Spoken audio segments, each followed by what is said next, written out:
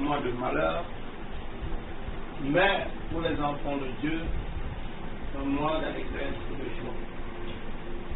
Le thème de ce matin s'intitule Rappel à l'Éternel les promesses qu'il a déclarées sur terre. Rappel à l'Éternel les promesses qu'il a déclarées sans cesse. Bien-aimés dans le Seigneur, notre Dieu n'est pas un menteur. Lorsqu'il promet quelque chose, c'est parce que dans le monde spirituel, il a déjà réalisé cela. Et la Bible nous fait comprendre, même qu'avant la fondation du monde, Dieu avait déjà sacrifié son Fils pour l'humanité. Alors, tout se passe d'abord dans le monde spirituel. Et ce matin, dans le livre d'Ésaïe 35, le Seigneur fait une promesse. Il dit que les déserts et les lieux arides, ces lieux où il y a la mort, les lieux où il y a le désespoir, ceux-mêmes qui ont perdu la foi ou l'espérance, ceux-là qui ont vu que c'est fini pour eux, qui n'ont plus d'espoir à cause de telles situations ou de tels événements, leurs affaires ou leurs projets ne pourront plus se lever, ils ne pourront plus voir le jour comme ils le pensaient, ou certaines situations sont venues déprogrammer leur avancement et qu'ils ont chuté. Certaines personnes qui ne savent ou qui n'ont plus la certitude d'être meilleures. La Bible dit que ce qui est mort, le désert ne produit pas. Le désert, on ne sème pas quelque chose d'important dans le désert, parce que le soleil va bouffer cette chose-là. La chaleur va l'anéantir.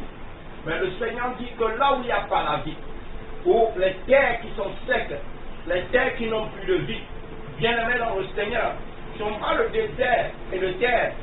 Oublions également un peu ce désert naturel. Le corps humain est fait d'argile, de sable. Alors le corps humain, excusez, contient également la terre. Et si ta terre est aride, si ta terre est desséchée et qu'il n'y a plus d'eau, tout ce qui est en toi ne peut pas produire. Mais le Seigneur te fait une promesse ce matin. Et il dit que là où il n'y a plus de vie, lui, il va ramener de la vie. Alléluia. Amen.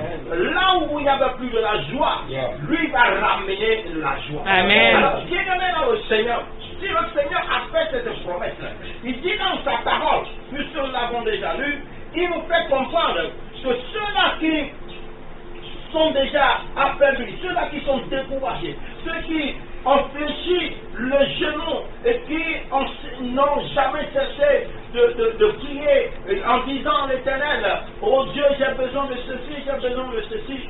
Bien-aimé, une fois encore le Seigneur te dit, tourne-toi vers moi.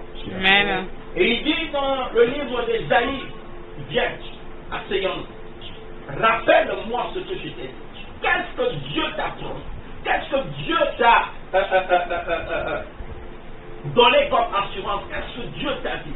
Et le Seigneur dit que ce matin, si simplement tu rentres en arrière et que tu te souviens de cette promesse, et que tu lui dis, mon Père, tu m'as dit ceci, tu m'as dit ceci, ta parole a dit ceci, ta parole a déclaré ceci. Alors en tant que ton enfant, alors je suis de droit de recevoir cette chose-là.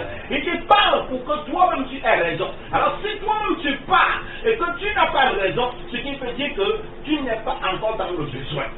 Alléluia. Amen. Si tu es dans le besoin ce matin, discute avec ton Père, donne tes raisons et devant ton Père, montre-lui que vraiment Père, voici la saison.